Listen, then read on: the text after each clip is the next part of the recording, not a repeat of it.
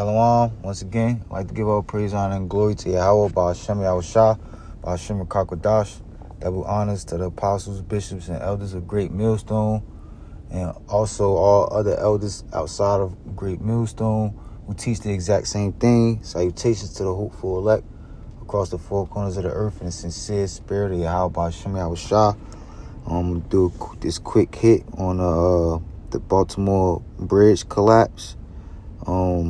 Which I think I just saw it said this is the second largest seaport in America, if I'm not mistaken. So I'm gonna just play this clip, bring this script out right fast, and someone crashed into the Bay Bridge. There's cops everywhere. 2 o'clock rolls around, we go out on break. Mind you, it's very dark outside, but we have a perfect view of the bridge. My coworker goes, "Jay, look, the bridge collapsed." And I was like, "You're lying. Stop playing with me." He goes, "No, go look." I went over there, and sure as anything, it was gone. The whole bridge was just like, there was nothing there. It's a shocking sight to see, because you lived your whole life here, and you've seen this thing your entire life, and then one day you go outside, and it's not there. The infrastructure here is already bad enough, and now we're losing a very main port for our transportation, our distribution, all of it. Cargo delivery trucks, they take the Key Bridge every day. There's hundreds of them on the bridge every day. So that's my main worry, is like, are we going to have a shortage now on a lot of things? Water, food, like, I don't know. Someone crashed. Right, so that was the point, and I'm gonna grab the scripture because that's what I thought about. Besides, my first thought was, brothers that's out there. That was my first concern, my first worry. Certain brothers be doing Uber or Lyft or whatever, driving on their daily travels. I was just hoping and praying that all of the Akim, or hopeful elect, there wasn't any hopeful elect on that bridge or whatever, and that they're safe. But my next thought was, one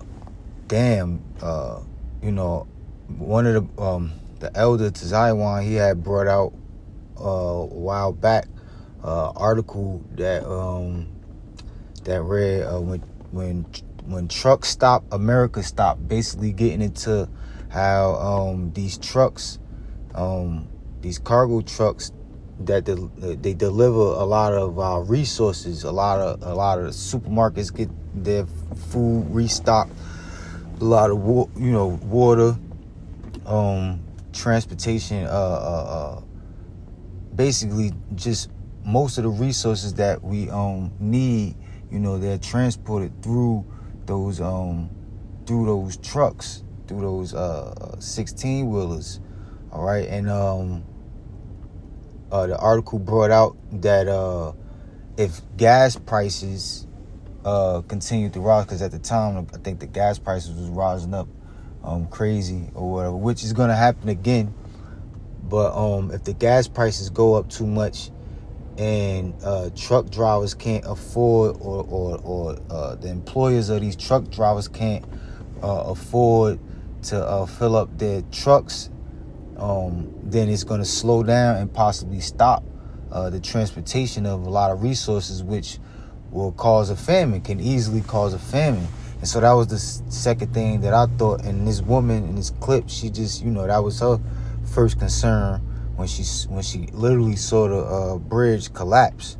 All right, so I'm gonna just grab this scripture right quick, because the point is that this is whether this was a staged thing, whether Esau, the so-called white man, the elites of this world, set this up, because they got the saying auto op chaos, which is order out of chaos, where they create problems so that they can create a solution for the people, brainwashing them into establishing the society exactly how they see fit as far as their new world order, whether it was a staged event or not.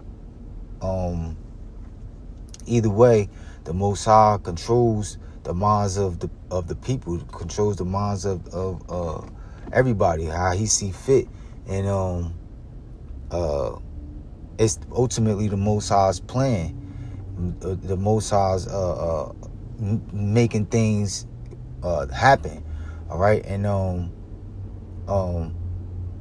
the ultimate plan for the Most High, Yahweh Bashim, Yahushua is for America to be destroyed. All right, everything that the so-called white man, Esau, Edom, has built is going to be destroyed. Everything that was built here in America is going to be destroyed in 1 hour. And so I'm going to bring this out. It's Malachi 1 and 2. It says, I have loved you, said the Lord, yet ye say, wherein hast thou loved us? Right? This is the speaking to the 12 tribes of Israel, which are you so-called Negroes, Latinos, and Native American Indians. All right? The Most High, Yahweh, loves our nation and our nation only. All right? So much that he set up his son, his only begotten son, who he calls Jesus Christ, whose real name is Yahushua, who is not a white man, blue eyes or blonde hair, but is in fact a so-called black man who's coming back with eyes as lamps of fire and woolly hair. All right. The Most High Yahweh set up his only begotten son to take away the sins of our nation, so that we can have a chance of salvation when he passes judgment on the face of the earth in these days that we're living in now. All right. So the Most High and our nation is the only nation that's going to be able to reap those benefits. Our nation is the only nation that's going to have any chance of being saved from ultimately the thermonuclear destruction that's coming. But before that, you got the famine of the world. You got an actual famine. You got all types of hell that's gonna break loose as far as the army being on the streets, riots, lootings, rapes, all types of things. Only our people, beginning with the 144,000, and 1/3 of our nation is going to be exempt from the judgment that the Most High has set for America and various other parts of the planet. And that's how the Most High loves us, all right? Because he allowed us to have a chance of salvation. It says, I have loved you, said the Lord, yet ye say, wherein hast thou loved us? Was not Esau Jacob's brother? Right. Jacob's name was changed to Esau. He birthed the nation. That was Satan. Jacob's name was changed to Israel, and he birthed the 12 tribes of Israel, which are so-called Negroes, Latinos, and Native American Indians. Esau was his twin brother, which birthed the nation of the Edomites, which is the so-called white man today. Even though they were twin brothers, it said the Lord, yet I loved Jacob. Verse 3, and I hated Esau, and laid his mountains and his heritage waste for the dragons of the wilderness. Right. When it's all said and done, everything that Esau has created is going to be destroyed, and America is going to be turned into a desert, and only desert-like creatures are going to dwell here. All right. Malachi verse 4, getting to the point.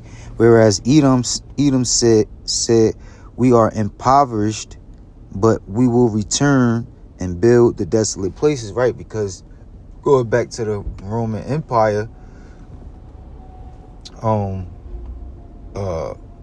Esau was a nation that was in rulership. The Edomites were the nation of the Romans, and back then, but during for 1,000 years they fell out of power.